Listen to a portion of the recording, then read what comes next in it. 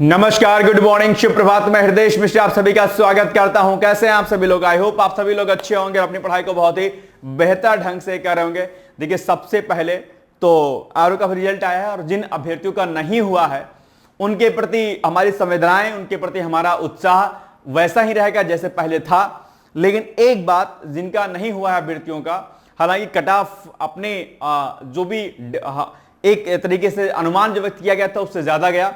हालांकि परसों ये चीज हमने सोची थी कि क्या कहते हैं, इस बार कट ऑफ ज्यादा जा सकती है, लेकिन एक्चुअली में जो 5-6 क्वेश्चन का जो हेर फेर होता है, अपने आप हेर फेर इन द सेंस की जो आयोग क्वेश्चन गलत बनाता है या बनता, जो भी कह लीजिए आप, वो एक बड़ा ड्रॉबैक कहीं ना कहीं हो जाता है अपने आप विद्यार्थियों के लिए। और ये एक चिंताजनक बात भी है एक सामान्य अभ्यर्थियों के लिए, क्योंकि अच्छे खासे प्रश्न अगर आयोग नहीं बना पा रहा तो ये निश्चित तौर पर एक चिंताजनक बात है। मुझे लगता है इस पर आयोग को एक खास रणनीति बनानी चाहिए इस पर, है ना, आयोग को ऐसे, क्योंकि हर साल ये त्रुटियां होती हैं। निश्चित तौर पर ये बहुत दुखद बात है, दुखद घटना है अपने आप में कि आयोग जो है इतने क्वेश्चन सही नहीं बना पा रहा है। मुझे लगता है इस पर ध्यान देना चाहिए आपको। आयोग पर कोई क्वेश्चन मार्क नहीं है, लेकिन जो भी एग्जामिनर क्वेश्चन सेट करते हैं, मुझे लगता है कि आयोग के जो नॉलेजेबल जो ऑफिसर्स रहते हैं उनको एक बार एनालिसिस जरूर करनी चाहिए, क्योंकि इसमें बहुत सारे अभ्यर्थी पिस जाते हैं एक तरीके से, और वो उनके लिए अपने आप में एक बहुत बड़ा झटका होता है। इस पर आयोग को काम करना चाहिए। हालांकि जिन अभ्यर्थियों का नहीं हुआ है, आप सभी लोगों से मेरी रिक्वेस्ट ये है हम्बली कि आप लोग जो है थोड़ा सा जो कट ऑफ से बहुत दूर थे, जिनका 2-4 नंबर से आगे पीछे होगा, 128, 29, 30 तक वालों का भी नहीं हुआ है जनरल कैटेगरी में, वो लोग, उनकी मेहनत ठीक थी, लेकिन कट ऑफ हाई जाने की वजह से उनका नहीं हुआ। और जिनकी कट ऑफ जो कट ऑफ से बहुत कम थे, 110, 112, 15 थे, वो लोग थोड़ा और मेहनत करें, थोड़ा और हार्डवर्क करें और अगली रणनीति के ऊपर जो है काम करें। मेरा सपोर्ट हमेशा रहेगा, आज भी है, कल भी रहेगा। ऐसा नहीं है कि आपका नहीं हुआ एग्जाम तो आपके साथ नहीं, बिल्कुल नहीं है। मैं सबसे पहले उन अभ्यर्थियों के साथ में हूं जिनका नहीं हुआ है, क्योंकि ध्यान रखिएगा, जीवन में दुख में कोई साथ नहीं देता, सुख में सभी साथ देते। तो सबसे पहले मैं उन अभ्यर्थियों के साथ में हूं जिनका प्रीलिम्स नहीं हुआ है। वो लोग, सभी लोग एक बार कॉल कर सकते हैं, मुझे मैसेज कर सकते हैं, आगे की क्या रणनीति होने वाली है, क्या होना चाहिए, उस पर हम लोग बातचीत कर लेंगे। बाय द वे, आज हम लोग स्टार्ट करते हैं दोबारा से ये कैटेगरी की सीरीज। ये शाम को आती थी, अब ये मॉर्निंग में आएगी, और इवनिंग में जो है मंथली 25 क्वेश्चन सेट, लगभग 30-35 क्वेश्चन का सेट जो है हमारा आया करेगा डेली जो है शाम को। और अगर डेली नहीं आ पाए तो 1-2 दिन छोड़ के आएगा, लेकिन आएगा वो। ये रिवीजन सीरीज पीसीएस के लिए, खासकर अन्य जो आपके एग्जाम होते हैं उनके लिए चलाई जा रही है। उम्मीद करता हूं कि आप इसको देखेंगे, और जिन अभ्यर्थियों का प्री अभी आरओ में हो गया उनको बहुत सारी शुभकामनाएं हैं। सब कुछ छोड़ करके वो लोग अल्टीमेटली मेंस पर लग जाइएगा, ठीक है। आगे इस रणनीति पर दिवाकर सर बात करेंगे, आपसे बात किया ही होगा कल उन्होंने, तो आप एक बार देख लीजिएगा कि क्या करना है अच्छे से, ठीक है। आरओ प्री निकल रहा होगा तो पीसीएस पर फोकस मत कीजिएगा, आरओ मेंस पर कीजिएगा, ठीक है। चलिए आइए बिना देरी के आज के सेशन को स्टार्ट करते हैं। क्लास नंबर 6 ये हमारी है, जिस पर हम लोग डिस्कस करेंगे। 25 क्वेश्चन का सेट हमारा है। ये क्वेश्चन है, भारत का रेल आधुनिकीकरण कार्यक्रम 2025 के संदर्भ में निम्नलिखित कथनों पर आपको विचार करना है। कौन सा कथन इसमें सही है? नंबर 1, 100% विद्युतीकरण का लक्ष्य रखा गया है। आप जानते होंगे सरकार ने रेलवे के विकास के लिए और नवीकरणीय ऊर्जा स्रोतों पर विकास के लिए क्या किया है, ताकि पॉल्यूशन ना हो। आप जानते होंगे डीजल जो वाले जो आपके रेल इंजन होते हैं वो क्या होते हैं, बहुत ज्यादा प्रदूषण फैलाते हैं। ऐसे में विद्युतीकरण करने से क्या होगा, इस बड़े पॉल्यूशन पर रोक लगाई जा सकेगी। इसके लिए सरकार ने लक्ष्य रखा है कि 100% जो है इलेक्ट्रिफिकेशन का काम जो है हो जाएगा। बिल्कुल सरकार अपने लक्ष्य की प्राप्ति की ओर है भी, और व्यापक स्तर पर काम हो रहा है। रेलवे ने हाइड्रोजन ट्रेनें शुरू की हैं। अच्छा जी, ओके, ठीक है, बिल्कुल सही बात है। यह केवल मेट्रो नेटवर्क पर लागू होगा? नहीं भाई साहब, ये जो है नॉर्मल जो आपकी रेल चलती है उन पर होगा। रेलवे स्टेशन अमृत भारत योजनाओं में आधुनिकीकृत हो रहे हैं। बिल्कुल सही बात है। तो 1, 2 और 4 सही है, यानी कि option number A is the right answer. कोई दिक्कत वाली बात इसमें नहीं है आपके लिए, ठीक है। चलिए आगे बढ़ते हैं। भारत का रेल आधुनिकीकरण कार्यक्रम, इसके मुख्य पहलू क्या है? विद्युतीकरण, यानी कि डीजल इंजन से इलेक्ट्रिक इंजन की ओर संक्रमण, ताकि ऊर्जा की खपत कम हो और पॉल्यूशन ना हो, ठीक है। और पॉल्यूशन ना हो, ऐसा भी पॉइंट आप इसमें लिख सकते हैं, पॉल्यूशन नहीं हो। उच्च गति रेल परियोजनाएं, बुलेट ट्रेन और सेमी हाई स्पीड ट्रेनों का विकास भी किया जा रहा है। आप जानते होंगे, जैसे कि आप जानते होंगे, इसके लिए बुलेट ट्रेनों के लिए सरकार ने जापान से व्यापक स्तर पर ऋण लिया हुआ, टेक्नोलॉजी वहां से ली हुई है, जिसके फलस्वरूप जो है हाई स्पीड ट्रेन के साथ साथ में बुलेट ट्रेन जो है ट्रेनें चलाने का सरकार का जो है क्या है, एक प्लान है। अच्छा, बुलेट ट्रेन वाली जो बात याद आ गई, जरा मुझे बताओ आप लोग कि बुलेट ट्रेन कहां से कहां तक चलाई जाएगी, ये कहां पर ट्रैक बिछाया जा रहा है? अगर आपको पता है तो मुझे कमेंट करके जरूर बताइएगा। चलिए आगे बढ़ते हैं हम लोग। इसके अलावा सिग्नल और संचार प्रणाली का सुधार भी किया जाएगा, यानी कि ऑटोमेटिक जो सिग्नल्स होते हैं और जो डिजिटल संचार व्यवस्था होती है उस पर काम किया जा रहा है, डिजिटल संचार नेटवर्क पर काम किया जा रहा है। पहले क्या होता था, पहले मैन्युअली नेटवर्क को जो है इसको सिग्नल को गिराया जाता था। जैसे आप कभी गए होंगे तो पहले क्या होता था, ऐसे करके एक सिग्नल ऐसे बना रहता था, है ना, ऐसा करके, और उसको फिर जो है डाउन किया जाता था, तार इसमें लगे रहते थे। तो स्टेशन से जो है वो जो आता है ना, क्या कहते हैं, रेलवे फाटक वाला, वो उसको डाउन करता था नीचे, फिर ये सिग्नल अप एंड डाउन हुआ करते थे। और अब क्या हो गया, अब ऑटोमेटिक, अब एआई जनरेटेड जो है चीजें चलाई जाएंगी ताकि जो आपका संचार है, डिजिटल संचार अच्छे से हो सके। स्टेशनों का विकास किया जा रहा है, पुनर्निर्माण किया जा रहा है और अत्याधुनिक सुख सुविधाओं से लैस किए जा रहे हैं स्टेशन को। यह भी एक जो है एक अपने आप में जो है टारगेट है सरकार का। समर्पित माल गलियारों का निर्माण किया जा रहा है, यानी कि लॉजिस्टिक सेवा के लिए व्यापक स्तर पर काम किया जा रहा है। सुरक्षा उपाय के लिए मानव रहित रेलवे क्रॉसिंग समाप्त करना, ट्रेन सुरक्षा पूर्ण करना, यानी कि जहां जहां पर आप क्रॉसिंग देख रहे होंगे वहां पर जो है क्या हो रहा है, आरओबी बनाए जा रहे हैं, यानी कि रेलवे ओवरब्रिज बनाए जा रहे हैं। ये सभी जितनी भी क्रॉसिंग आप देख रहे होंगे सभी मानव रहित हो जाएंगे, यानी कि ऊपर से लोग जाएंगे, नीचे से दिक्कत वाली बात खत्म हो जाएगी। अब digital platform, online ticketing, mobile app आधारित सेवाएं, पारदर्शी सेवा व्यवस्था, यानी कि आजकल ऑनलाइन टिकटिंग और मोबाइल ऐप के माध्यम से आप लोग पैसेंजर टिकट के अलावा और प्लेटफॉर्म टिकट, वो सब सामान्य चीजें आप ले सकते हैं एप्लीकेशन के माध्यम से। आपकी सारी सुविधाएं एप्लीकेशन के से हो जाएंगी। तो ये भी आपको बात ध्यान रखनी है, ठीक है। चलिए, पर्यावरणीय पहलू, यह भी एक अब मुद्दा है। स्वच्छ ऊर्जा पर आधारित ट्रेनों का संचालन, कार्बन उत्सर्जन में कमी, रेलवे ऊर्जा की खपत को कम करना, आर्थिक और सामाजिक प्रभाव की बात करेंगे तो इसमें तेज और सुरक्षित यात्रा से आर्थिक गतिविधि को बढ़ावा देना, क्षेत्रीय विकास और रोजगार के अवसर प्रदान करना, पर्यटन को प्रोत्साहन देना, टूरिज्म, यानी कि सरकार टूरिज्म को बढ़ावा देने के लिए अलग अलग प्रकार की जो है ट्रेनें चलाती है, जैसे वंदे भारत हो गया, रामायण ट्रेन हो गया, ऐसे कई सारी ट्रेनें सरकार चलाती रहती है समय समय पर। भविष्य की योजनाएं क्या है, पूर्ण विद्युतीकरण, यानी कि 100% इलेक्ट्रिफिकेशन का कार्य करने का टारगेट सरकार का है। नवीकरणीय ऊर्जा यानी कि रिन्यूएबल एनर्जी का प्रयोग करना है सरकार का लक्ष्य है। हरित तकनीकों का समावेश करना है और बेहतर रखरखाव और आधुनिक नियंत्रण प्रणाली विकसित करना है। ये भविष्य की योजनाएं हैं। जो नया रेल जो अधिनियम जो बनाया गया है, यानी कि जो आप ये क्वेश्चन देख पाएंगे, भारत का रेल आधुनिकीकरण कार्यक्रम, इसी के तहत जो है ये सारे कार्यक्रम और सारी चीजें चलाई जा रही हैं, ठीक है। चलिए, नेक्स्ट है भारत का नया पर्यटन मिशन, यानी कि जो नया टूरिज्म मिशन है उसके तहत क्या कुछ चीजें हैं, इस पर आपके सामने प्रश्न है। इसमें भी आपको बताना है कौन सा कथन सत्य दिया है। नंबर 1, इसमें देखो अपना देश योजना को बढ़ावा दिया गया है। किसमें? ये जो आपका भारत का नया पर्यटन मिशन है। दूसरा, डिजिटल टूरिज्म प्लेटफॉर्म शुरू किया गया है। तीसरा, मिशन केवल धार्मिक पर्यटन तक सीमित है।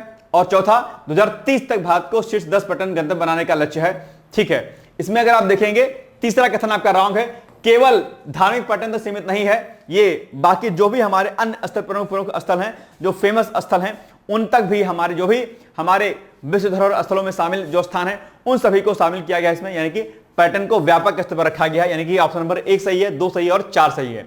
तीसरा क्या आपका रॉन्ग है, तो option number A is the right answer. कोई दिक्कत तो नहीं हो रही है भाई साहब, नींद से जाग जाइए और ध्यान रखिएगा, इस बार जो गलती आपने आरओ में की है वो गलती आपको पीसेस में नहीं करनी है। मैं उम्मीद करता हूं कि आप एक एक बात को बड़ी ध्यानपूर्वक सुन रहे होंगे। चटियाइएगा तो फिर से दिक्कत आ जाएगी, फिर से सर पे हाथ रख के रोइएगा, इससे पीसेस भी नहीं हुआ है। मैं फिर से कह रहा हूं, अपने अंदर जितनी ऊर्जा है, जितनी शक्ति है, सब कुछ लगा लीजिए, फिर देखिए कितना मेहनत आपको आपकी जो होगी वो आसान हो जाएगी, ठीक है। चलिए आगे बढ़ते हैं।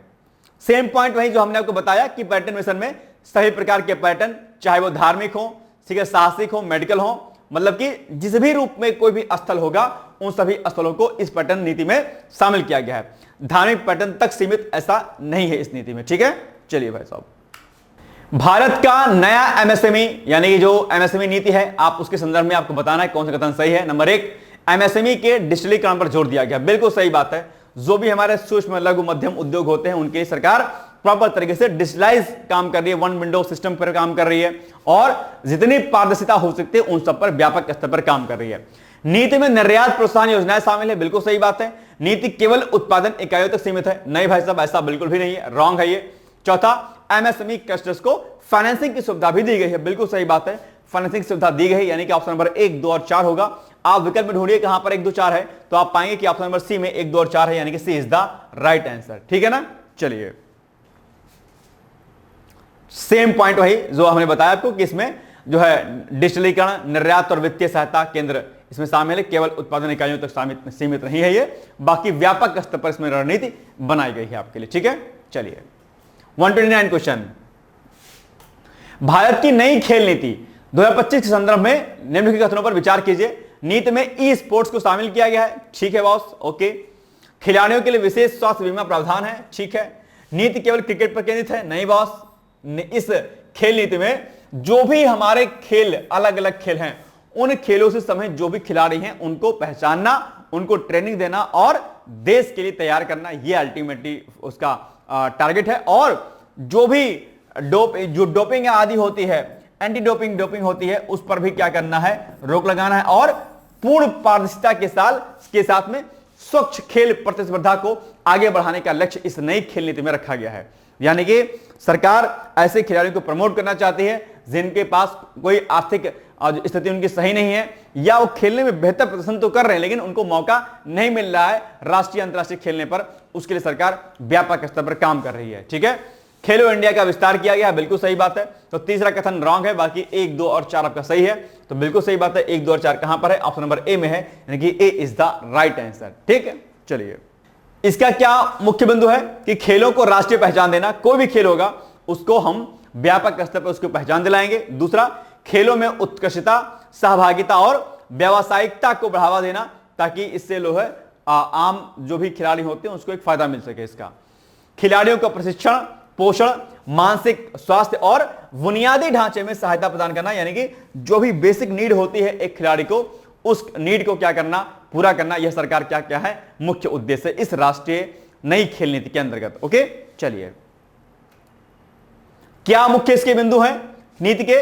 तो खेल का बुनियादी ढांचा, यानी कि जो बेसिक इंफ्रास्ट्रक्चर होता है, जो बेसिक नीड होती है किसी भी खेल के लिए, उस खेल के लिए उस बुनियादी ढांचे को विकसित करना, यह प्रमुख इसका उद्देश्य है। खिलाड़ियों का समर्थ, यानी खिलाड़ियों को समर्थ बनाना उस खेल के लिए। महिला एवं बाल खेल प्रोत्साहन, जो भी महिलाएं हमारी होती हैं, जो छोटे बच्चे होते हैं, उनको प्रोत्साहित करना।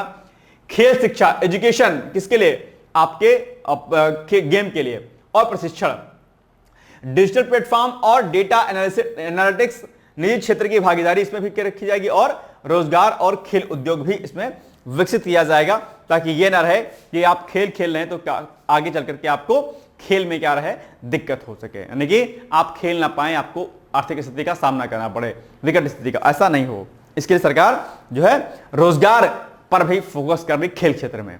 ठीक है, चलिए 130 नंबर, भारत की नई ऊर्जा दक्षता योजना के संबंध में निम्नलिखित कथनों पर विचार कीजिए और सही कथन का चयन कीजिए। एलईडी बल्ब वितरण योजना को और विस्तार दिया गया है, किसमें, नई ऊर्जा दक्षता में। आप जानते होंगे एनर्जी के मामले में सरकार व्यापक स्तर पर काम कर रही है, नवीकरणीय ऊर्जा स्रोतों पर काम कर रही है, और ऊर्जा में, एनर्जी में हमारी इफिशिएंसी और मजबूत हो सके और हम आत्मनिर्भर हो सके। मैं अक्सर एक बात आपसे कहता हूं कि अगर हम ऊर्जा के मामले में आत्मनिर्भर हो जाते हैं तो निश्चित तौर पर हमारा देश क्या होगा, आगे बढ़ेगा।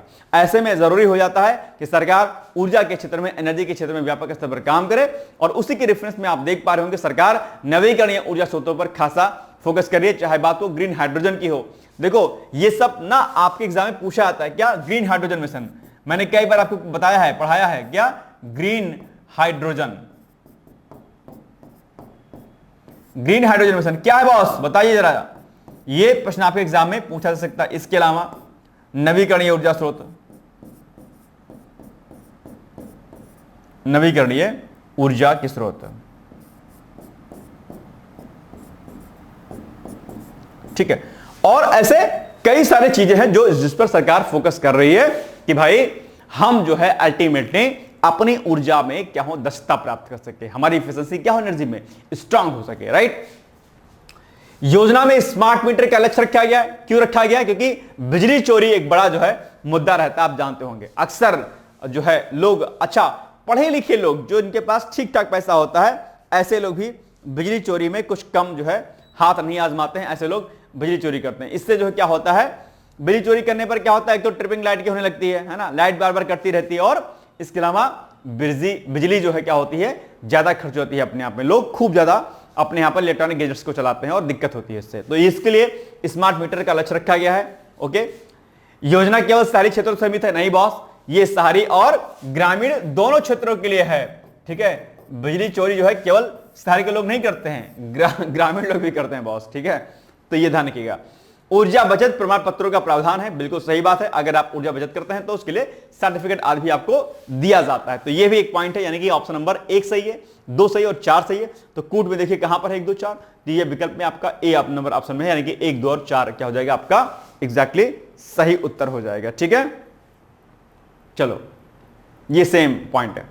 एलईडी बल्ब क्यों दिए जा रहे हैं? क्योंकि एक तो इसमें रोशनी अच्छी होती है, प्रकाश ज्यादा होता है, आप जानते होंगे है ना, प्रकाश ज्यादा होते हैं। और इसका फायदा क्या होता है? कम ऊर्जा की कम खपत होती है इसमें, ऊर्जा की कम खपत। तो ये इसलिए एलईडी बल्बों को क्या किया जा रहा है? लगाया जा रहा है ना। जो वो बल्ब पीले वाले होते हैं ना, बहुत ज्यादा एनर्जी लेते हैं आपकी, है ना, बहुत ज्यादा कंज्यूम करते हैं, ध्यान रखिएगा। चलिए, भारत का नया श्रम सुधार पैकेज के संबंध में निम्नलिखित कथनों पर विचार करते हुए सही कथन का आपको चयन करना है। नंबर 1 पॉइंट, श्रम कोड लागू किए गए हैं नए श्रम सुधार पैकेज के अंतर्गत। ठीक है बॉस, बिल्कुल। पैकेज में गिग और प्लेटफॉर्म वर्कर्स के लिए प्रावधान है। अच्छा एक बात बताओ, गिग वर्कर्स क्या होते हैं? मैंने बहुत बार आपको बताया है, ये गिग वर्कर्स क्या होते हैं? जल्दी से मुझे कमेंट करके बताओ, आपके पास समय है 1 मिनट का, जल्दी बताओ मुझे, कमेंट करके बताइएगा। ये मत कहिएगा सर मुझे नहीं आता है। ठीक है, गिग वर्कर्स क्या होते हैं बॉस? बताइए कमेंट करके, आपके पास समय मैं दे रहा हूं कि गिग वर्कर्स क्या होते हैं। ठीक है, गिग वर्कर्स देखो मैं बता देता हूं। गिग वर्कर्स का सामान्य तौर पर आप देखेंगे तो ये किसी कंपनी में, ठीक है, किसी कंपनी में या किसी खास स्थान पर, ठीक है, या किसी खास संस्थान पर, ठीक है, काम करते हैं और अपना काम पूरा करेंगे। क्या करेंगे? जो भी काम इनको मिलेगा वो पूरा कर लेंगे और काम पूरा करने के बाद जो है अपना क्या करेंगे? पेमेंट आप ले लेंगे। तो ऐसे वर्कर्स को क्या बोलेंगे हम लोग? ऐसे वर्कर्स को हम लोग सामान्य तौर पर जो है गिग वर्कर्स बोलते हैं, यानी कि काम किया, काम खत्म, पैसा लेके वापस। जैसे कैब ड्राइवर्स आपके हो गए, सामान्य मजदूर हो गए आपके, ये सब लोग सामान्य तौर पर गिग वर्कर्स में आते हैं। ठीक है, ध्यान रखिएगा, तो ये बात आपको ध्यान रखनी है। चलिए, सुधार केवल उद्योगों तक सीमित है। ठीक है, ये नहीं, ऐसा नहीं है। इसमें 1 पॉइंट और 2 पॉइंट सही है, यानी कि ऑप्शन नंबर ए और 2 सही है। तो विकल्प ए बी वाला हो जाएगा आपका सही एग्जैक्टली। ठीक है, गिग वर्कर्स पर कई बार प्रश्न बनता है आपके एग्जाम में। ठीक है, और प्लेटफॉर्म वर्कर्स क्या होते हैं? अब आप ये मुझे बताओगे अलग से। गिग वर्कर मैंने बता दिया, प्लेटफॉर्म वर्कर्स क्या होते हैं ये मुझे बताइएगा। ये सब इकोनॉमिक्स के टॉपिक हैं बॉस। ठीक है, ध्यान रखिए, कभी पूछ सकता है आप एग्जाम में। चलिए, ठीक है, पॉइंट वही जो हमने आपको बताया अभी जस्ट। ठीक है, चलिए, भारत की नई महिला सशक्तिकरण नीति 2025 के संबंध में निम्नलिखित कथनों पर विचार कीजिए तथा कूट की सहायता से सही कथनों का चयन करना है आपको अपने आप को। ठीक है, चलिए, नीति में एसटीएम शिक्षा में महिलाओं की भागीदारी बढ़ाने पर जोर दिया गया है, बिल्कुल सही बात है। महिला उद्यमिता के लिए विशेष क्रेडिट स्कीम भी चलाई जा रही है, बिल्कुल सही बात है, ऐसा किया जा रहा है। दूसरा, नीति केवल शहरी महिलाओं पर केंद्रित है, नहीं, इसमें शहरी और ग्रामीण दोनों महिलाएं इसमें क्या है? शामिल हैं। ठीक है, महिला सुरक्षा व डिजिटल साक्षरता शामिल है इसमें, बिल्कुल। इस भारत की नई महिला सशक्तिकरण जो नीति है इसमें ये पॉइंट और ये पॉइंट आपका शामिल है, यानी कि 1 सही है, 2 सही है और आपका 4 सही है। तो यहीं पर ए वाले पॉइंट में हो जाएगा आपका कि 1 2 और 4 ऑप्शन क्या हो जाएगा आपका एग्जैक्टली सही हो जाएगा। ठीक है, चलिए, सेम पॉइंट, नीति जो भी है ये कौन सी? भारत की नई महिला सशक्तिकरण नीति ग्रामीण और शहरी दोनों महिलाओं के लिए है। इसमें उद्यमिता, शिक्षा, सुरक्षा आदि जैसे विषय इसमें क्या है? शामिल हैं।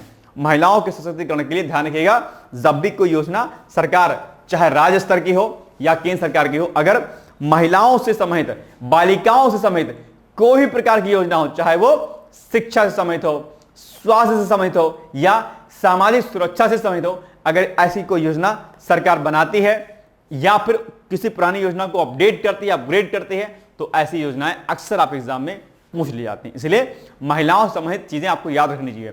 अच्छा, जब आपके एग्जाम में निबंध लिखने के लिए आएगा तो अब आप ये सब पॉइंट वहां पर लिख सकते हैं कि सरकार ने हालिया सूचना के अनुसार सरकार ने यह कार्य जो है महिलाओं के लिए किए हैं।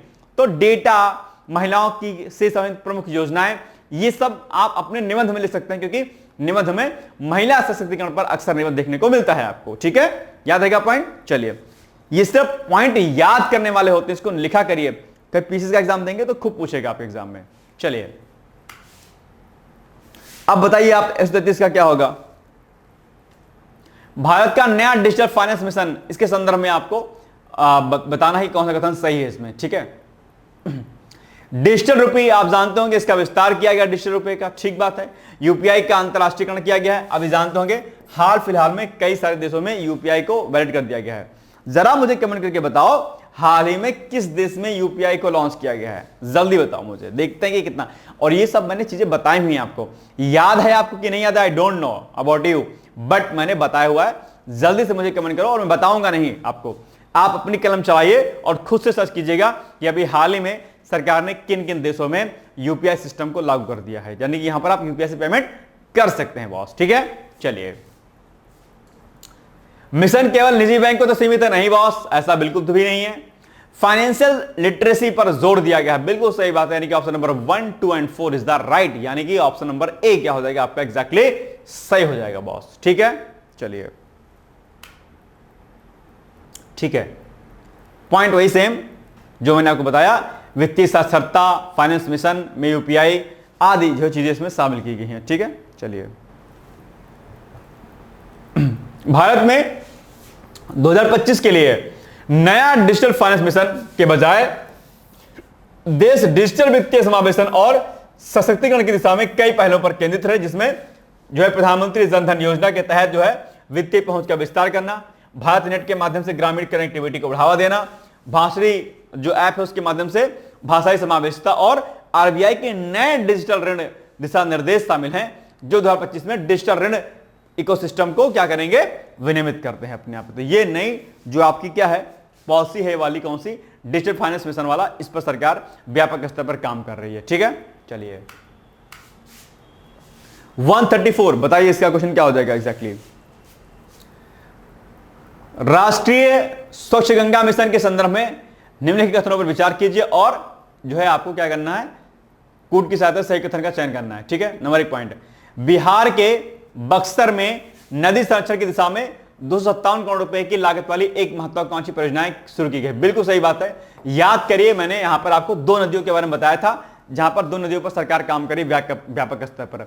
याद आ रहा है कि दिमाग से स्लिप कर गया, मैसेज तो आपको बहुत पुराना वाला याद रहेगा, इस तारीख को ये वाला मैसेज आया था आपका, नहीं आपने ये वाली फोटो भेजी थी, अच्छा हाँ ठीक है ओके डन डन डन, लेकिन आपको बातें स्टडी की क्यों नहीं याद रहती है। अक्सर हमारे पास कॉल आता है सर भूल जाते हैं, सर नहीं याद रहता, सर जो कुछ पढ़ते सब स्लिप कर जाता है। वो इसलिए होता है कि जब आप पढ़ाई करते हैं तो सिर्फ पढ़ाई नहीं कर रहे होते हैं, आपके दिमाग में नौकरी, आपके दिमाग में गर्लफ्रेंड, आपके दिमाग में सैलरी स्ट्रक्चर, आपके दिमाग में न जाने क्या क्या आता रहता है, और यही वजह रहती है कि ध्यान केंद्रित नहीं रहता है। जबकि बात अगर मूवी की मैं कर लेता हूं तो DDLG से लेकर के वीर जारा से लेकर नया कौन कौन सी मूवी आप मुझे बता दोगे, सर उसकी स्टोरी मुझे याद है, क्यों, क्योंकि उसको आपने बहुत ध्यान से देखा था, हर एक पॉइंट पर आपने ध्यान से देखा था, और फिर ध्यान कहीं पर और नहीं था। मम्मी बुला भी रही होंगी ना पापा की बेटा जाओ सामान ले आओ पढ़ लो, आप उनकी बातों को इग्नोर करते हो क्योंकि ध्यान आपका वहीं पर रहता होगा, लेकिन पढ़ाई में ध्यान आपका नहीं रहता, इसीलिए आप कंफ्यूज होते रहते हो। मैंने कौन सी 2 नदियों के बारे में आपको बताया था कि बिहार में सरकार उसके जो है उसके लिए जो है व्यापक स्तर पर काम करेगी, उसकी सुरक्षा के लिए, उसके कंजर्वेशन के लिए। याद ही नहीं होगा आपको, क्या कीजिएगा, याद है तो बताइएगा। तो सरकार अभी क्या काम करी है, बिहार के बक्सर में नदी संरक्षण की दिशा में 257 करोड़ रुपए की लागत वाली एक महत्वाकांक्षी परियोजना को मंजूरी दी है, ठीक बात है। इसका उद्देश्य क्या है, नदी की स्वच्छता, सतत विकास और पर्यावरणीय तथा सांस्कृतिक महत्व के संरक्षण को क्या करना है, बढ़ावा देना। ये अल्टीमेटली सरकार का क्या है, लक्ष्य अपने आप में, तो ठीक है। इसमें दोनों कथन आपके सही, यानी कि ऑप्शन नंबर ए क्या हो जाएगा, ए नहीं होगा, बी नहीं होगा, सी होगा, क्योंकि सी में दोनों कथन आपके क्या है, दिए गए हैं, ठीक है। तो C is the right answer boss, ठीक। चलिए आगे बढ़ते हैं हम लोग, आइए देखते हैं राष्ट्रीय स्वच्छ गंगा मिशन चर्चा में क्यों, क्योंकि सरकार ने राष्ट्रीय स्वच्छ गंगा मिशन के अंतर्गत उत्तर प्रदेश के चंदौली और मनिकापुर के लिए 272 करोड़ रुपए की परियोजना को मंजूरी दी है। ये अभी चर्चाओं में राष्ट्रीय स्वच्छ गंगा मिशन रहा है, ठीक है, और साथ ही साथ में बिहार में भी ये चीजें दी गई हैं। आप नदी की स्वच्छता, सतत विकास और पर्यावरणीय तथा सांस्कृतिक महत्व के संरक्षण को बढ़ावा देना है। बिहार के बक्सर में नदी संरक्षण की दिशा में 257 करोड़ रुपए की लागत वाली एक महत्वाकांक्षी परियोजना को मंजूरी दी गई है, ठीक है। इस पहल के तहत जो है 50 मिलियन लीटर प्रतिदिन की क्षमता वाला अत्याधुनिक सीवेज ट्रीटमेंट प्लांट और सहायक संरचनाओं का निर्माण किया गया है। सीवेज ट्रीटमेंट प्लांट है। जानते हैं आप लोग कि नहीं जानते हैं क्या होता है ये सीवेज ट्रीटमेंट प्लांट? एसटीपी बोलते हैं। तो क्या बोलते हैं? STP. STP sewage treatment plant. Sewage treatment plant के बारे में शायद नहीं जानते होंगे। इसमें क्या होता है, जो आपका क्या होता है सीवेज वाटर होता है। क्या? जो आपका सीवेज वाटर होता है, ठीक है। इस सीवेज वाटर को क्या किया जाता है, इसको ट्रीट किया जाता है। इसको ट्रीटमेंट किससे किया जाता है? ट्रीट किया जाता है, ठीक है। प्राइमरी, ठीक है, सेकेंडरी और टर्सरी ट्रीटमेंट इसको दिया जाता है, यानी कि प्राथमिक, द्वितीयक और तृतीयक रूप में इसको शोधित किया जाता है इस जल को। और जो सीवेज वाटर होता है, इस सीवेज वाटर को एक एसटीपी प्लांट में लाया जाता है, फिर उसका प्राथमिक, द्वितीयक और तृतीयक रूप में उसका शोधन किया जाता है, और उसके बाद उस जल को जो है फिर गंगा में डाला जाता है, ताकि गंगा क्या हमारी प्रदूषित ना हो। और इसी ट्रीट किए हुए जल को कई बार क्या किया जाता है, इरिगेशन वाटर के, इरिगेशन सिस्टम के लिए, किसके लिए? इरिगेशन के लिए, यानी कि सिंचाई व्यवस्था के लिए, सिंचाई के लिए इस जल का प्रयोग किया जाता है। कई बार इसको और अच्छे से शोधित करके इस जल को कई बार ड्रिंकिंग वाटर के रूप में भी शामिल कर लिया जाता है। बड़े बड़े शहरों में भाई साहब सीवेज वाटर भी दिया जाता है कई बार, है ना, ध्यान रखिएगा इस बात का, ठीक है। अगर वाटर ट्रीटमेंट अगर अच्छे से हो गया तो चीजें बेहतर हो जाएंगी अपने आप में, है ना। तो ये बात ध्यान रखिएगा। और गंगा के में पोल्यूशन को रोकने में एसटीपी प्लांट्स का बड़ा योगदान होता है, क्योंकि नहीं तो पहले क्या होता था, जैसे हरिद्वार में आप जाएंगे तो जितने होटल्स आदि होते हैं जो गंगा के किनारे बने हुए हैं या जो घर बने हुए हैं, सभी लोगों का क्या होता था, जितना गंदा घटिया पानी इंडस्ट्री से लेकर के सबका होता है, क्या होता था, सीधे गंगा नदी में डंप कर दिया था, गिरा दिया था। इससे क्या होता है, गंगा प्रदूषित हो जाती है। जो आप नहाते हो समझ लीजिए कचरे में नहाते हो एक तरीके से। तो सरकार ने कहा भैया गंगा को हम मां की संज्ञा दी है अपने आप में, इसलिए गंगा को प्रदूषित होने से रोकना है। इसके लिए सरकार ने कहा कि भैया एसटीपी प्लांट लगाइए हर जगह। अब आप देख रहे हो कि हर डिस्ट्रिक्ट में हर जगह पर एसटीपी प्लांट आपको मिल जाते होंगे, ताकि सीवेज वाटर जो गंदा जाता है नदी आदि में वो क्या हो, न जाए अपने आप। तो ये अच्छा, इसी के रूप में एक प्लांट और होता है, इसको हम क्या बोलते हैं, ईटीपी प्लांट बोलते हैं। ईटीपी प्लांट इसको बोलते हैं इफ्लुएंट ट्रीटमेंट प्लांट। ये क्या होता है, ये इंडस्ट्री में लगाया जाता है, INDUSTRI। इंडस्ट्री में जो गंदा और घटिया जो पानी होता है वो क्या करती हैं कंपनियां, वो उसको सीधे बोरिंग करके जमीन में सीधे डाल देती हैं। अब बताइए, जो पानी पीते हैं वो एकदम टॉक्सिक वाटर होता है अपने आप में, बहुत गंदा पानी होता है। अगर आप किसी भी इंडस्ट्रियल एरिया के आसपास रहते हैं तो वहां का पानी बहुत गंदा होता है। क्यों? क्योंकि कंपनियां ईटीपी प्लांट नहीं लगाती हैं, वो अपना जितना गंदा घटिया पानी होता है सीधे ग्राउंड वाटर में डंप कर देती है, बोरिंग खोद करके, जो कि सबसे जुल्म वाला काम है अपने आप में, ये इनवैलिड है अपने आप में। लेकिन क्योंकि ऐसा क्यों करती है कंपनियां, क्योंकि ईटीपी प्लांट जो लगाना क्या होता है, थोड़ा सा पैसा इसमें लग जाता है, तो कंपनियां पैसा नहीं खर्च करना चाहती, कहते भैया हम तो पानी से फेंक देंगे, तो वो बाहर फेंक देती हैं। और बाहर फेंक देंगी तो उससे पॉल्यूशन होगा, अपना वाटर पॉल्यूशन होगा, अपने जानते होंगे, और बाकी बहुत सारी बीमारियां होती हैं। तो ये कंपनियां इस पर काम करती। सीबीसीबी इस पर, सेंट्रल पॉल्यूशन कंट्रोल बोर्ड, सीबीसीबी नाम सुना होगा आपने, सीपीसीबी का काम ही सब है रोकना देखना।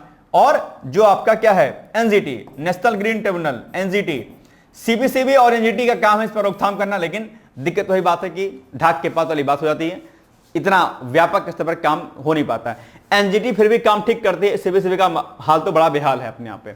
Central pollution control board, CPCB इसको बोलते हैं, केंद्रीय प्रदूषण नियंत्रण बोर्ड, है ना। इसका मुख्यालय कहां पर बॉस, दिल्ली में है, नई दिल्ली में। और इसके अध्यक्ष पीएम होते हैं बॉस। कौन होते हैं, प्रधानमंत्री होते हैं, ठीक है। लेकिन सबसे खराब डिपार्टमेंट मुझे नजर आता है ये। मिनिस्ट्री भी सबसे घटिया कौन सी है, एनवायरमेंटल मिनिस्ट्री है। क्या कीजिएगा, काम होता नहीं है कुछ भाई साहब। चलिए, तो ये इसके उद्देश्य हैं। और राष्ट्रीय स्वच्छ गंगा मिशन के बारे में अगर आप जानिएगा तो इसे अगस्त 2011 में सोसाइटी पंजीकरण अधिनियम 1860 के तहत एक समिति के रूप में पंजीकृत किया गया था, जिसका गठन पर्यावरण संरक्षण अधिनियम 1986 के प्रावधानों के तहत किया गया था। और गंगा नदी में प्रदूषण की चुनौतियों का समाधान करने के लिए इसको स्थापित किया गया था। यह राष्ट्रीय गंगा परिषद की कार्यान्वयन शाखा के रूप में भी कार्य करता है। कौन, ये जो आपका ये मिशन है राष्ट्रीय स्वच्छ गंगा मिशन, इसके बारे में भी आप लोग जानकारी ले लीजिएगा। ओके बॉस, चलिए अब आ गया 135 नंबर क्वेश्चन है, इसको आपको बताना है क्या होगा इसका सही उत्तर। भारत का नया आपदा प्रबंधन ढांचा 2025 के संबंध में निम्नलिखित कथनों पर विचार कीजिए। नंबर 1, इसमें क्या है, इसमें AI यानी कि आर्टिफिशियल इंटेलिजेंस पर आधारित अर्ली वार्निंग सिस्टम शामिल है। ठीक बात है। ढांचे में सामुदायिक भागीदारी पर जोर दिया गया है, बिल्कुल सही बात है। नीति केवल बाढ़ प्रबंधन पर शामिल है, नहीं बॉस, आपदा प्रबंधन की अगर बात हो रही है तो आपदा में सिर्फ बाढ़ ही नहीं आती है, आपदा में भूकंप, ज्वालामुखी, सुनामी, चक्रवात, सूखा, बाढ़, लैंडस्लाइड, सब कुछ आता है। तो केवल बाढ़ तक सीमित नहीं है, सभी चीजें इसमें शामिल होती हैं। तो इसलिए ये आपका रॉन्ग है। आपदा निधि का प्रावधान है, बिल्कुल सही बात है। डिजास्टर जो फंडिंग होती है वो शामिल है इसमें, बिल्कुल सही बात है। 1, 2 और 4 सही है, यानी कि option number A is the right answer. ठीक है ना, ए क्या है, सही है आपका। चलिए, नया ढांचा बहु आपदा पर केंद्रित है और इसमें जो है आर्टिफिशियल इंटेलिजेंस आदि का खूब इस्तेमाल किया जाएगा। तो ऑप्शन नंबर ए आपका हो जाएगा सही। अब आ गया आपका ऑप्शन नंबर 136। चलिए, कृषि निर्यात नीति, नया कृषि निर्यात नीति, इसके संबंध में आपको असत्य कथनों का चयन करना है। किसका? असत्य कथनों का चयन करना है, यानी कि कौन सा रॉन्ग है बॉस। अब आप बताइए, ठीक है, कि भैया इसमें से कौन सा कथन सही हो जाएगा। नीति का लक्ष्य 2030 तक कृषि निर्यात $100 बिलियन करना है। ठीक बात है, ओके बॉस, ठीक है। नीति केवल चाय और कॉफी पर आधारित है, ओके। कोल्ड चेन और लॉजिस्टिक्स सुरक्षा शामिल है, ठीक बात है। इसमें मूल्यवर्धित कृषि उत्पादों पर जोर है, नहीं ऐसा नहीं सॉरी, ये तो सही है। नीति केवल चाय और कॉफी पर आधारित है, नहीं ये नहीं होगा। नीति केवल चाय और कॉफी पर जो है नहीं बेस्ड है, इसमें कई चीजें और शामिल हैं। तो इस नए कृषि नीति में ये कथन आपका रॉन्ग हो जाएगा। ये सही है, ये सही है, और आपका क्या सही हो जाएगा? 4 सही हो जाएगा। और पूछा क्या है आपसे? पूछा है कौन सा कथन असत्य है। असत्य कौन सा है? 3 वाला है। तो ऑप्शन नंबर 3 कहां पर है? सी वाले में, यानी कि सी इज द राइट आंसर। केवल 3 कथन आपका क्या है? गलत है। बाकी ऊपर के 2 कहीं सही है और नीचे का 1 सही है, बस। ठीक है, कोई दिक्कत तो नहीं है। आइए, कृषि निर्यात नीति का उद्देश्य विविध उत्पादों पर ध्यान देकर के $100 बिलियन का लक्ष्य पाना है, और यह केवल चाय और कॉफी तक सीमित नहीं है। इसमें कई सारी चीजों को इसमें और शामिल किया गया, not only T and coffee. Okay, चलिए, इसमें ही बताना है कौन सा कथन सही नहीं है, रॉन्ग कथन बताना है आपको। किसके संदर्भ में? हाल ही में भारत द्वारा संयुक्त राष्ट्र जलवायु परिवर्तन प्रारूप सम्मेलन के चौथे संस्करण की रिपोर्ट जारी की गई है, और इस रिपोर्ट के संदर्भ में निम्नलिखित कथनों में से कौन से कथन सही नहीं है। बड़ा अच्छा क्वेश्चन है, याद कर लीजिएगा। नंबर 1 पॉइंट क्या है आपके सामने? संयुक्त राष्ट्र जलवायु परिवर्तन प्रारूप सम्मेलन के चौथे संस्करण में भारत की रिपोर्ट में कहा गया है कि आर्थिक विकास के साथ साथ जो है कार्बन गैस का उत्सर्जन घटना भी जारी है। ठीक है, ओके बॉस, ओके डन। दूसरा, भारत में वर्ष 2020 में ग्रीन हाउस गैस का कुल उत्सर्जन 2019 की तुलना में 7.93% बढ़ा हुआ है। अब बताइए, क्या ऐसा है? क्या कह रहा है कि वर्ष 2020 में ग्रीन हाउस गैस का कुल उत्सर्जन वर्ष 2019 की तुलना में 7.93% बढ़ा है। बॉय साहब, बढ़ा नहीं है, घटा है। सरकार इतने व्यापक स्तर पर काम कर रही है इसको कंट्रोल करने के लिए, ग्रीन हाउस गैसेस को, तो बढ़ेगा नहीं बॉस, घटेगा। घटा है, बढ़ा नहीं है। ये बात आपको क्या करनी है? ध्यान देनी है। ठीक है, तो ये पॉइंट क्या है? रॉन्ग है। दूसरा कथन क्या गलत है आपका? तो ये option number B is the right answer. ठीक है, कोई दिक्कत तो नहीं है। चलिए आगे बढ़ते हैं हम लोग। आइए, ग्रीन हाउस गैस उत्सर्जन ये चर्चाओं में क्यों है हाल ही में? तो संयुक्त राष्ट्र जलवायु परिवर्तन प्रारूप सम्मेलन के चौथे संस्करण में भारत की रिपोर्ट के कारण जो है ये अभी चर्चाओं में है। क्या कुछ इसके पॉइंट है, इसको देख लेते हैं। इंपॉर्टेंट प्रश्न भी है आपके सामने। तो भारत में वर्ष 2020 में ग्रीन हाउस गैस का कुल उत्सर्जन 2019 की तुलना में 7.93% क्या है? घटा है, बढ़ा नहीं है। ठीक है। दूसरा, संयुक्त राष्ट्र जलवायु परिवर्तन प्रारूप सम्मेलन के चौथे संस्करण में भारत की रिपोर्ट में कहा गया है कि आर्थिक विकास के साथ साथ कार्बन गैस का उत्सर्जन घटना भी जारी है। बिल्कुल सही बात है, कार्बन उत्सर्जन घट रहा है, बिल्कुल। वर्ष 2005 और 2020 के दौरान भारत से कार्बन गैस का उत्सर्जन 36% घटा है। बिल्कुल सही बात है, यह भी पॉइंट आ गया अपने आप में, एग्जाम सही है। ठीक है, तो ये इसकी व्याख्या हो गई जो कि आपके लिए क्या है? इंपॉर्टेंट है। और अब आप बताइए कि 138 का क्या हो जाएगा? सही। भारत का नया शहरी विकास मिशन 2025 के संबंध में निम्नलिखित कथनों पर विचार कीजिए और कूट की सहायता से सही कथन का चयन कीजिए। नंबर 1 पॉइंट, इसमें स्मार्ट सिटी मिशन 2.0 की घोषणा हुई है, ध्यान रखिएगा। और ये स्मार्ट सिटी मिशन जो है क्या आपके एग्जाम के लिए जरूरी है। स्मार्ट सिटी मिशन जहां पर सब चीजें क्या हो? विकसित होंगी, पर्यावरण के अनुकूल होंगी और सतत विकास से संबंधित होंगी, जहां पर हर सुख सुविधा आपको मिलेंगी। ठीक है। शहरी परिवहन में इलेक्ट्रिक व्हीकल बसों को बढ़ावा मिला है। ठीक है, बिल्कुल सही बात है। मिशन केवल टियर 1 शहरों में लागू है, नहीं बॉस, ऐसा नहीं है। शहरी हरित क्षेत्र अर्बन जो है आप इस पर ग्रीन क्षेत्र पर फोकस किया जा रहा है, बिल्कुल सही बात है। तो एक सही है, दो सही है, चार सही है, तीसरा रॉन्ग है आपका। तो option number A is the right answer. ठीक, चलिए 138 का क्या हो जाएगा आपका, ये वाला ऑप्शन हो जाएगा ए वाला। ठीक है, नया मिशन क्या है, टियर 2 और टियर 3 शहरों तक शामिल है और इसमें क्या है, इलेक्ट्रिक बसें और हरित क्षेत्र प्राथमिकताओं पर है। ठीक है, इलेक्ट्रिक व्हीकल्स आजकल खूब जोर दिया रहा है सरकार, है ना। नई इलेक्ट्रिक व्हीकल नीति भी आप हाल ही में अपनाई गई, मैंने कराई हुई प्रश्न इसके ऊपर। तो इलेक्ट्रिक जो वाहन होंगे उनके विकसित होने पर क्या होगा, कार्बन उत्सर्जन क्या होगा, कम होगा। और सरकार ने जो लक्ष्य 2070 तक का रखा है, ठीक है, नेट जीरो कार्बन का, उसकी पूर्ति हो पाएगी, उसकी प्राथमिकताओं में हम पूरा कर पाएंगे। ठीक है, चलिए 139 नंबर क्वेश्चन आपके सामने आ गया है। अब आप बताइए, हाल ही में केंद्रीय जल शक्ति मंत्री द्वारा वर्ष 2024 के लिए देश की भूजल संसाधन की गतिशील आकलन रिपोर्ट जारी की गई है। इस संदर्भ में निम्नलिखित कथनों पर विचार करते हुए सही कथन का चयन करना है आपको। ठीक है, नंबर 1, यह आकलन केंद्रीय भूजल बोर्ड और राज्यों केंद्र शासित प्रदेशों द्वारा संयुक्त रूप से किया गया है। ठीक बात है।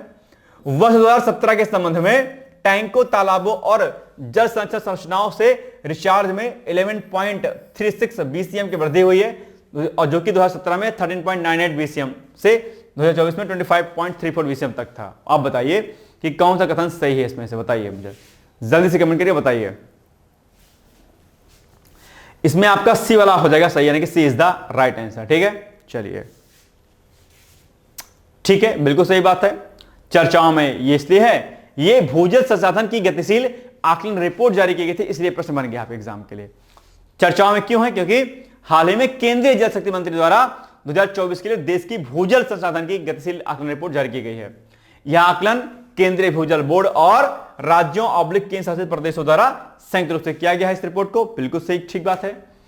इसके की पॉइंट्स क्या है, तो 2017 के आकलन से 2024 में कुल वार्षिक भूजल रिचार्ज में काफी वृद्धि हुई है, दोहन में कमी हुई है, और पिछले वर्ष की तुलना में वर्तमान आकलन वर्ष में रिचार्ज में थोड़ी कमी और दोहन में वृद्धि हुई है। यह पॉइंट इसमें दिया गया है। टैंकों, तालाबों और जल संरक्षण संरचनाओं से रिचार्ज में पिछले 5 आकलनों में लगातार वृद्धि देखी गई और 2024 में यह 2023 के मुकाबले 0.39 BCM बढ़ा है। यानी कि इन पॉइंट को अगर आप पढ़ेंगे तो आपके लिए क्या हो जाएगा, मेंस के लिए कई सारे पॉइंट मिल जाएंगे। यानी कि जो हमारा भौम जल संरक्षण है उस पर व्यापक स्तर पर काम किया जा रहा है और उसमें कितना रिचार्ज हो रहा है, कितना नहीं हो रहा है, इस पर जो है अच्छे तरीके से काम किया जा रहा है। ठीक है, तो ये सारे पॉइंट आप एक एक करके क्या करना है, आपको याद कर लेना है। ठीक, चलिए अब आपके सामने क्या आ गया, 140 नंबर क्वेश्चन है। यानी कि भारत की जो नई जल नीति है उसके ऊपर आज चर्चाएं करनी है हमें कि नई जल नीति क्या है और कैसे कैसे क्या चीजें हैं।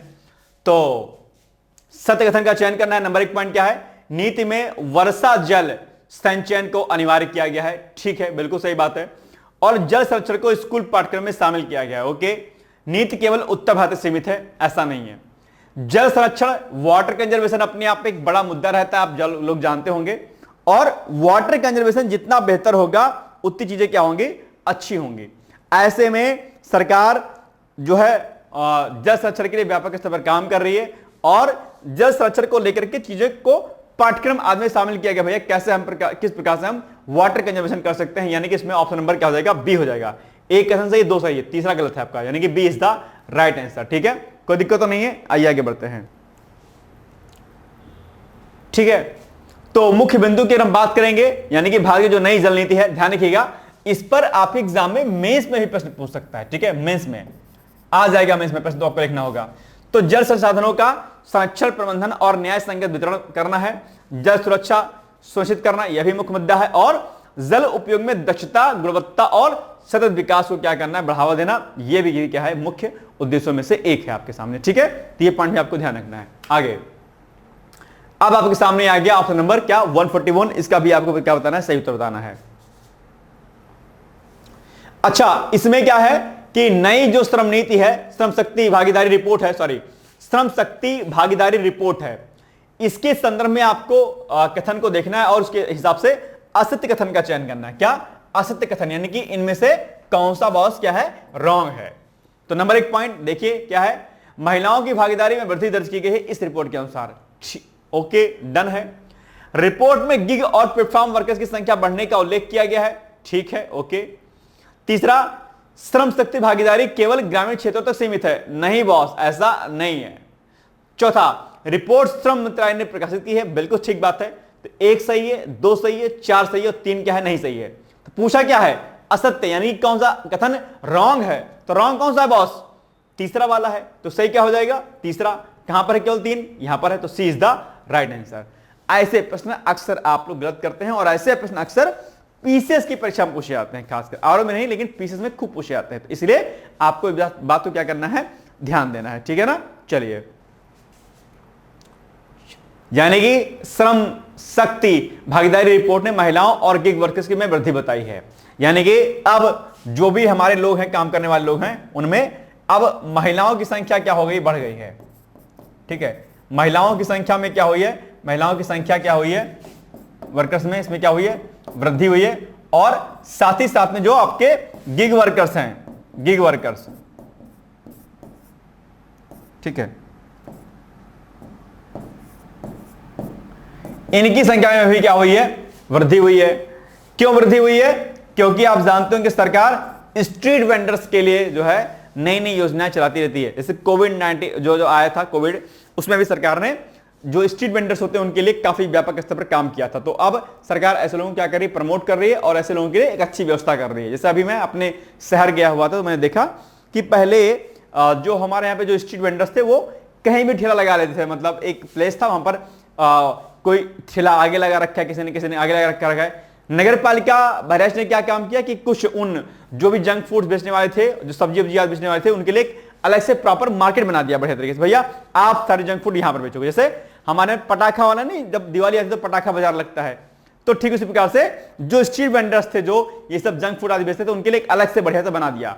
तो वहां पर जाइए, सारी दुकान वहीं पर इकट्ठे हैं, इससे ना ट्रैफिक होगा ना कोई दिक्कत होगी, जाइए अपना खाइए चले जाइए। तो सरकार इनके लिए काम कर रही, इसीलिए गिग वर्कर्स की संख्या और महिलाओं की सुरक्षा के लिए, इनके वर्क कल्चर के लिए, जो जहां पर प्लेस होता है, जहां पर काम करते हैं, उनकी सुरक्षा के लिए वहां पर भी कई सारे नियम और कानून बनाए गए। ऐसे में जो है महिलाओं की संख्या श्रम भागीदारी में और गिग वर्कर्स की संख्या श्रम भागीदारी में क्या हुई, ज्यादा बढ़ी है अपने आप पे। ये रिपोर्ट कहती है, जो कि हालिया रिपोर्ट है। कौन सी रिपोर्ट है, ये आपकी नई श्रम शक्ति भागीदारी रिपोर्ट है इसके संदर्भ, ठीक है। चलिए, 142 क्वेश्चन है आपके सामने, ठीक है। नया जैव विविधता मिशन, ठीक है, यह भी चर्चाओं में रहता है। जैव विविधता के बारे में आप जानते होंगे, नो डाउट, ठीक है। तो इसके संदर्भ में आपको निम्नलिखित कथनों पर क्या करना है, विचार करना, बताना है कि कौन सा कथन क्या है इसमें सही है आपका, ठीक है। चलिए, मिशन में संकटग्रस्त प्रजातियों के संरक्षण का लक्ष्य रखा गया है, बिल्कुल सही बात है। आप जानते होंगे कि जैव विविधता के अंतर्गत क्या होता है, इन सीटू कंजर्वेशन क्या आता है, क्या इन सीटू कंजर्वेशन और एक्स सीटू कंजर्वेशन। तो इन सीटू और एक्स सीटू कंजर्वेशन में आप जानते हो क्या क्या आता है, इसीलिए यहां पर जो भी संकटग्रस्त प्रजातियां हैं, ठीक है, उनको संरक्षण करने का कार्य किया जाएगा, ठीक है। मिशन में केवल वन्यजीव संरक्षण शामिल है ऐसा नहीं है, अन्य चीजें भी शामिल है, पेड़ पौधे आदि भी सब शामिल है, सब कुछ शामिल है। जैव विविधता में केवल जंतु नहीं आते हैं, इसमें पेड़ पौधे भी आते हैं, है ना। मिशन में सामुदायिक भागीदारी पर बल है, बिल्कुल सही बात है। तो 1 सही और 3 सही है, यानी कि B is the right answer, यानी कि 142 का क्या हो जाएगा आपका, बी हो जाएगा एग्जैक्टली उत्तर, ठीक है। चलिए, आइए इसके कुछ उद्देश्य हम देख लेते हैं, यानी कि जो आपका नया जैव विविधता मिशन है, इसके कुछ प्रमुख बिंदुओं को देखते हैं। तो जैव विविधता का संरक्षण, संवर्धन और सतत उपयोग इस मिशन का लक्ष्य है, ठीक है। प्राकृतिक संसाधनों की रक्षा करते हुए पर्यावरण संतुलन को बनाए रखना अपने आप पे, ठीक। स्थानीय समुदायों की भागीदारी से संरक्षण प्रयासों को क्या करना, मजबूत करना। तो अब ये जो पॉइंट आप देख पा रहे होंगे, इनको आप क्या करना है, आपको सारे पॉइंट को आप निबंध आदि में भी लिख सकते हैं। जैसे हमने एक जलवायु परिवर्तन पर एक निबंध कराया हुआ है, जिन लोगों ने कोर्स ले रखा होगा, पीसीएस का या आरओ का या अभ्युदय बैच ले रखा होगा, तो उसमें मैं ऐसे कराता रहता हूं। तो सारे पॉइंट मैं आपको बताता हूं कि कहां कहां पर क्या क्या कैसे लिखना होता है। तो ये पॉइंट आप अपने ऐसे में इंट्रोड्यूस कर सकते हैं, ठीक है। चलिए, अब आ गया 143 नंबर क्वेश्चन, ठीक है। चलिए, भारत का नया ग्रामीण विकास मिशन, इसके संदर्भ में आपको सही कथन का चयन करना है। नंबर 1 पॉइंट क्या है आपके सामने कि ग्रामीण क्षेत्रों में डिजिटल कनेक्टिविटी को बढ़ावा देना इसका लक्ष्य है, बिल्कुल सही बात है। डिजिटल कनेक्टिविटी को बढ़ावा देना ही इसका मुख्य लक्ष्य है, बिल्कुल सही बात है। मिशन केवल सड़क निर्माण तक सीमित है, नहीं बॉस, ऐसा बिल्कुल भी नहीं है। तीसरा, मिशन में कौशल विकास और रोजगार सृजन शामिल है, बिल्कुल सही बात है। स्किल डेवलपमेंट और एम्प्लॉयमेंट जनरेट करना, ये इसमें शामिल है, ठीक है। और ग्रामीण उद्यमिता को प्रोत्साहन देना, यह भी बिल्कुल सही बात है। तो एक सही है, दो सही है और एक सही है, तीन सही है। नहीं, क्या सही है, सॉरी यहां ये नहीं सही है, ये सही है। एक तीन सही है, इसमें तीन सही है। इसको मैं दोबारा कह कर लेता हूं, मतलब कंफ्यूजन ना हो आपको। इसमें क्या है, एक सही है, ठीक है, तीन सही है, ठीक है, चार सही है, लेकिन दो नहीं सही है, यानी कि ये नहीं सही है। तो इसको छोड़ दीजिए, एक, तीन और चार कोड में देख लीजिए कहां पर है। तो ए वाले में यानी कि एक, तीन और चार सही है, तो इसलिए option number A is the right answer. ठीक, चलिए सेम पॉइंट वही कि सरकार ग्रामीण विकास पर केंद्रित है और केवल सड़क तक सीमित नहीं, बाकी अन्य क्षेत्रों पर भी इस पर काम व्यापक स्तर पर काम किया रहा है, चाहे बात ग्रामीण उद्यमिता की हो। अच्छा, ग्रामीण उद्यमिता पर और कृषि क्षेत्र पर खूब फोकस कर दी सरकार। इसके लिए मैंने एक आर्टिकल भी कराया था योजना मैगजीन का, अगर आपको याद होगा तो। नहीं याद है तो अलग केस है, लेकिन मैंने कराया था, आप शायद संभवतः आपको चीजें याद होंगी। ठीक है, चलिए आगे बढ़ते हैं हम लोग। 144 क्वेश्चन है, बताइए। भारत की नई परिवहन नीति के संदर्भ में आपको इस कथन का चयन करना है। नंबर एक पॉइंट क्या है, नीति में लॉजिस्टिक दक्षता पर ध्यान दिया गया है, बिल्कुल सही बात है। नीति में ग्रीन कॉरिडोर शामिल है, बिल्कुल सही बात है। तो एक भी सही है, दो भी सही है, दोनों कथन सही है, यानी कि सभी कथन सही हैं। तो सभी कथन कहां पर लिखा है, डी में लिखा है, यानी कि सभी कथन क्या हो जाएगा, सही, यानी कि D is the right answer. ठीक, चलिए परिवहन नीति क्या है, मल्टी मॉडल है और इसमें सड़क है, रेल, वायु, जलमार्ग सब कुछ शामिल किया गया है, नॉट ओनली जो है आपका कोई स्पेसिफिक एरिया। इसमें कई चीजें इसमें शामिल की गई हैं। ठीक है, चलिए 145 क्वेश्चन है आपके सामने कि भारत की नई स्वास्थ्य बीमा योजना के संदर्भ में आपको सही कथन का चयन करना है। योजना में सभी नागरिकों को मुफ्त स्वास्थ्य बीमा दिया जाएगा, क्या ऐसा है पॉइंट, बताइए। योजना में डिजिटल हेल्थ कार्ड शामिल है, ठीक बात है। और जो है योजना का उद्देश्य यूनिवर्सल हेल्थ कवरेज है, बिल्कुल सही बात है। योजना केवल शहरी गरीबों तक सीमित है, नहीं ऐसा नहीं है। योजना में सभी नागरिकों को मुफ्त स्वास्थ्य बीमा दिया गया है, नहीं ऐसा नहीं है। तो इसमें क्या सही है आपका, आई थिंक आपका जो है क्या सही हो जाएगा, बताइए बॉस।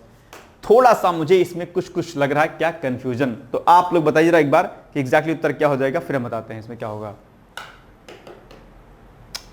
इसमें आपका सही हो जाएगा दो वाला कथन, डिजिटल हेल्थ कार्ड शामिल है इसमें, ठीक है। और चौथा नंबर क्वेश्चन आपका ये वाला, योजना का उद्देश्य यूनिवर्सल हेल्थ कवरेज है। तो दो और चार यानी कि ऑप्शन नंबर सी हो जाएगा, 145 का सी हो जाएगा सही एग्जैक्टली उत्तर।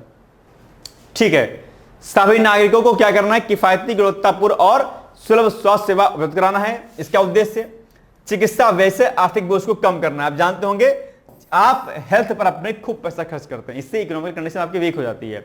निवारक, उपचारात्मक और पुनर्वास सेवाओं को क्या करना, व्यापक बनाना है, यह भी इस नीति का उद्देश्य है। ठीक है, तो सी वाला इसमें ऑप्शन क्या हो जाता, सही हो जाता है, यानी कि दो सही है और आपका चार सही है। चलिए 146 नंबर क्वेश्चन है आपके सामने, कौन सा कथन इसमें सही नहीं है भाई साहब, ठीक है, सही नहीं यानी कि रॉन्ग पूछा है आपसे। क्या रॉन्ग पूछा है, नंबर एक पॉइंट क्या है, केंद्रीय पशुपालन एवं मत्स्य पालन मंत्री राजीव रंजन सिंह ने 6 जनवरी 2025 को सिक्किम में देश के पहले जैविक मत्स्य पालन क्लस्टर का शुभारंभ किया। ठीक है, बिल्कुल सही बात है। हर वर्ष 25 नवंबर को विश्व मत्स्य दिवस मनाया जाता है। अब बताइए बॉस कि इसमें से कौन सा कथन क्या होगा, सही होगा। सही नहीं पूछा है, माफ कीजिएगा, सही नहीं है, बी वाला नहीं सही, मतलब दो नहीं सही है, यानी कि option number B is the right answer. अच्छा भैया अगर ये गलत है तो बताओ सही उत्तर इसका क्या होगा, बताइए। विश्व मत्स्य दिवस कब मनाया जाता है बॉस, जल्दी बताइए, कमेंट करके बताइए। ठीक है, चलिए। केंद्रीय पशुपालन एवं मत्स्य पालन मंत्री राजीव रंजन सिंह ने 6 जनवरी 2025 को सिक्किम में देश के पहले जैविक मत्स्य पालन क्लस्टर का शुभारंभ किया। ठीक है, देश का पहला है इसलिए इंपॉर्टेंट है। यह जैविक मछली क्लस्टर किसानों की आय को बढ़ावा देगा और जलीय कृषि में स्थिरता को क्या करेगा, बढ़ावा देगा। आजकल एक्वाकल्चर पर खूब फोकस हो रहा है, जानते होंगे। हर वर्ष 21 नवंबर को विश्व मत्स्य दिवस मनाया जाता है और यहां पर क्या लिखा था बॉस, 25 नवंबर लिखा था, इसीलिए गलत था ये, है ना, ये 21 नंबर को होगा। और इसको याद कर लीजिएगा, हो सकता है कि आप एग्जाम में अलग से इसके में प्रश्न जो है क्या करें, आपसे पूछ ले कि विश्व मत्स्य दिवस कब मनाया जाता है, आप कहेंगे सर 21 नवंबर को मनाया जाता है। ठीक है ना, चलिए आप बताइए 147 नंबर क्वेश्चन। इसमें बताना है कि भारत मौसम विज्ञान विभाग के संदर्भ में निम्नलिखित कथनों पर विचार कीजिए। हाल ही में भारत मौसम विज्ञान विभाग ने अपने स्थापना वर्ष के 150 साल पूरे कर लिए हैं। ठीक बात है। भारत मौसम विज्ञान विभाग की स्थापना 15 जनवरी 1875 को हुई थी, ठीक बात है। तो 75 और प्लस 25 उधर हो गया, 100 साल बीच में हो गया, 125 हो गया और 25 इधर हो गया, तो कितना हो गया, 150 हो गया। तो बिल्कुल सही बात है, यानी कि इसमें दोनों क्वेश्चन क्या है आपके सही हैं, यानी कि सी इज द राइट आंसर, दोनों क्वेश्चन सही हैं। अच्छा बताओ मुझे, ये जो भारत मौसम विज्ञान विभाग है इसके बारे में और क्या कुछ पॉइंट आप जानते हैं, क्योंकि यहां पर अक्सर प्रश्न आपको देखने को मिल जाते हैं। ठीक है, चलिए। भारत मौसम विज्ञान विभाग की स्थापना 15 जनवरी 1875 को हुई थी। याद कर लीजिएगा बॉस, 150 साल पूरे हुए हैं ना, इसलिए ये फैक्ट आपसे पूछ सकता है एग्जाम में।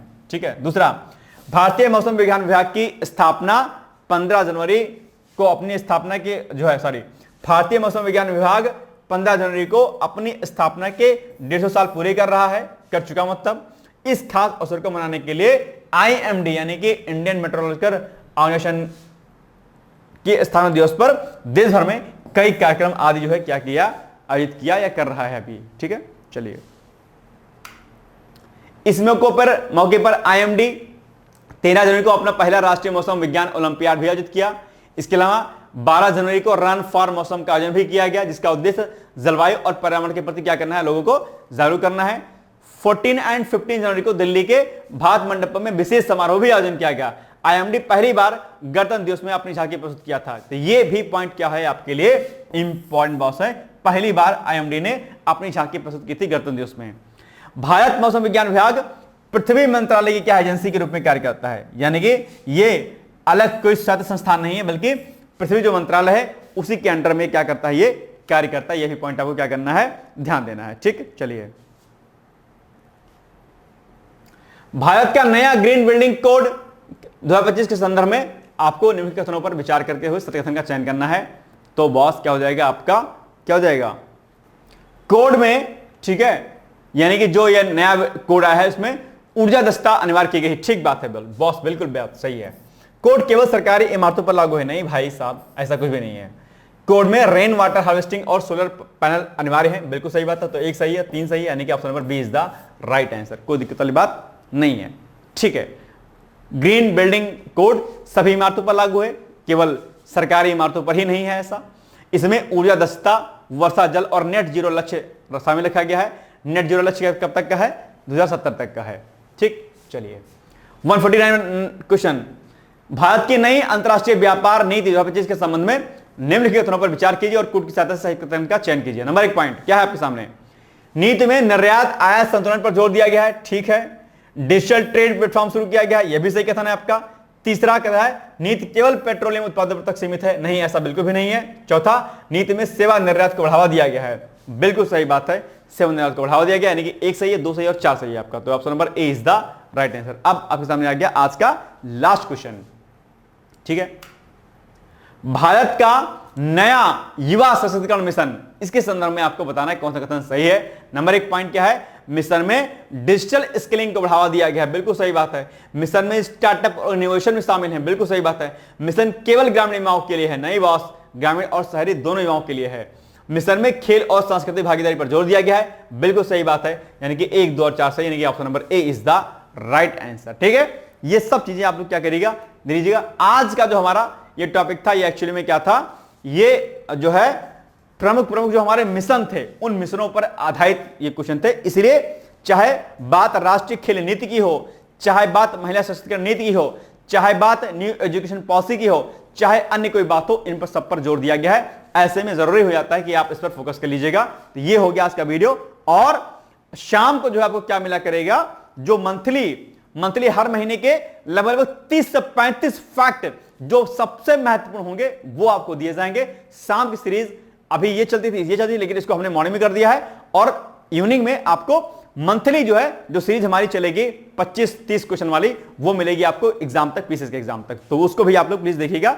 वो एक दिन 2 दिन छोड़ के आएगी आपके सामने, लेकिन ये अब मॉर्निंग में आएगा। और 12 अक्टूबर के बाद पुनः से हम लोग दैनिक करंट अफेयर्स पर फोकस करेंगे, ठीक है। तो अच्छा, इसके अलावा आरओ में अभी रिजल्ट आया है, तो उसके लिए अभी मेंस के लिए, प्री के लिए ऑफर ऑलरेडी हमारा जो था 16 सितंबर तक, उसको बढ़ा दिया गया है। वो अब जो है 18 सितंबर तक का हो गया डेट, यानी कि आज तक हो गया। तो इसलिए आप लोग उसको भी अच्छे से कर लीजिए, ऑफर का फायदा उठा लीजिए और अपना कोर्स में एडमिशन ले लीजिए अगर आप चाहते हैं तो, ठीक है। बाकी शुभकामनाएं हैं, मिलते रहेंगे हम लोग डेली लगातार इसी चैनल पर। तब तक के लिए मस्त रहिए, व्यस्त रहिए, यूं ही मुस्कुराते रहिए और लोड किसी प्रकार का मत लीजिएगा। ऑल द बेस्ट है। Thank you so much, bye bye, take care. दोस्तों, क्या आप पीसीएस अधिकारी बनना चाहते हैं? यदि हाँ, तो डिकोड एग्जाम लेकर आया है यूपी पीसीएस फाउंडेशन कोर्स 2025। यह एक ऑल इन वन कोर्स है जिसमें प्रीलिम्स मेंस दोनों ही परीक्षाओं के लिए वीडियो लेक्चर, एनसीईआरटी और standard books based bilingual notes उपलब्ध कराया जा रहा है।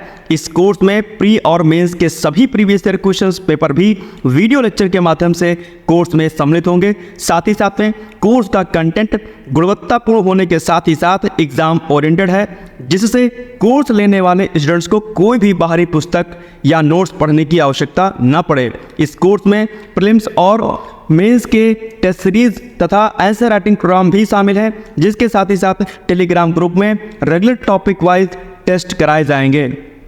इसके साथ ही सीसेट, निबंध तथा सामान्य हिंदी की अतिरिक्त कक्षाएं भी चलाई जाएंगी तथा हमारे कोर्स से परीक्षा में सफल होकर इंटरव्यू देने वाले विद्यार्थियों को इंटरव्यू की भी तैयारी कराई जाएगी और अंतिम परिणाम कुछ भी हो, पूरी फीस उन्हें रिवार्ड के स्वरूप जो है वापस कर दी जाएगी तथा अगले बैच में उन्हें निःशुल्क प्रवेश प्रदान किया जाएगा।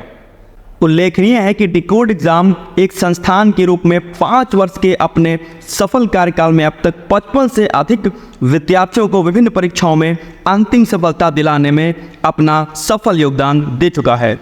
इस कोर्स की फीस 15,000 रुपये निर्धारित की गई है, लेकिन पहले प्रवेश देने वाले 100 विद्यार्थियों को 3,000 रुपये की विशेष छूट दी जा रही है। और अधिक जानकारी के लिए हमारे संस्थान के नंबर 6307495944 पर संपर्क करें।